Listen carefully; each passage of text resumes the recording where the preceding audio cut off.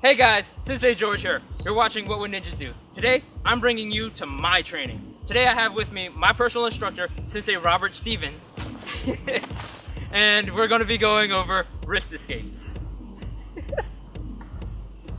So, what we're going over today is how to deal with a straight wrist grab. And in this fashion, what I do is I circle down, strike over, and follow up with a series of attacks. Okay? So, circling over, 1, 2. Now, some key points to bring up about this is that when he grabs me, I need to have some resistance. I'm not just going to give him my arm and give him control of me. I'm going to maintain my arm where it is and give some feedback, but also not letting him push my hand and glue it to me or pulling it to him and setting me up for a throw. So I keep it in this nice between and having this good range of being able to determine what I need to do. So then from here, I circle my hand underneath and then whip it off, back fist, forward punch. Okay? And using that motion in one swing is circle down, 1, 2. Okay? Now, it's imperative that you always follow up, because if I get this and I circle away and I'm trying to get away, he's just going to tackle me. And I got to be mindful of that.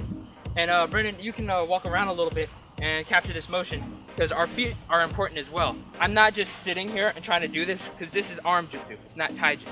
I need to use my body weight. So I step to the outside, and then I step my right foot and chop down before I come in. Now, Sensei Stevens is pretty strong. Just take my word for it. I've been punched in the face enough times to know. So when he actually keeps a very firm grip and I try to get this off, it may lock up here and I wouldn't be able to get it off. I can get the circle, but I can't get his wrist off with that whip motion. So the next step is to now use this hand and chop in towards him to keep his wrist off, and then follow up with those punches, maybe a groin kick while his stance is open, and then escape. So that's another instance. Chop in, press, punch, groin kick, and then escape. So, Sensei, what is something that you would do to expand upon this technique for our audience? Well, making sure that when you actually move, that there is energy put in, and you're not just trying to do everything here. Keeping your body moving, so your entire body is moving. So it's not just like if you jam me up here, I gotta use my leg, sinking down, changing angles, changing weights to be able to do certain things to get control of you.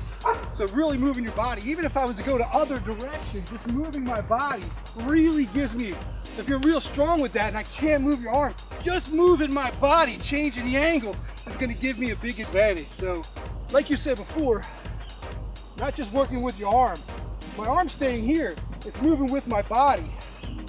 See, this is staying centered, but my body's changing, the angle is changing. Even if you step with me, everything is still moving on an angle, which allows me for techniques like hongyak, or if I was to move this around by catching this, using this wrist lock with 2 hands, or if I'm moving this out and the hand gets free, making sure that if you try to attack back, that I at least have the ability to make sure I can keep my distance. Those things are pretty important. Hi.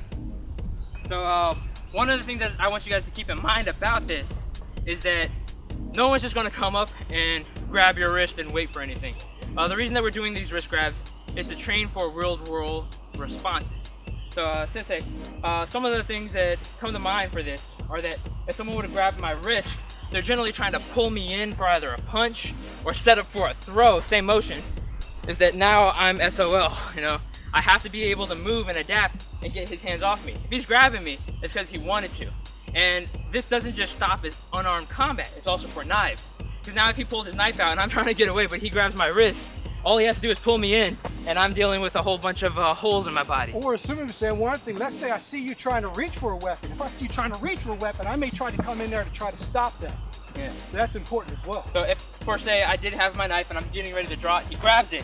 Now, I'm going to use my knife in the same process of circling over, chopping down, and following through. Yeah?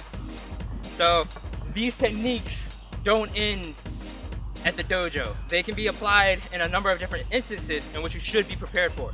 And just one other thing to bring up is that it also works for behind the body. So if I'm standing here and someone comes to grab my wrist while I'm walking or moving from behind, I turn around, it's now a cross grab. I do the same motion from that. So we're training in these instances. The 2 that you have seen today so far is a straight grab, I circle under, chop down, punch, and then if it's a cross grab, I still circle under, chop down, secure, punch. Okay? So they're pretty much the same technique, just from different angles of being applied as they need to. So again, thank you guys for watching. Like, comment, subscribe, and share. Also check out United States Ninpo Academy. It's an amazing school. Find out your local dojo and start training with them as soon as you can. Thank you for watching. どうもありがとうございました。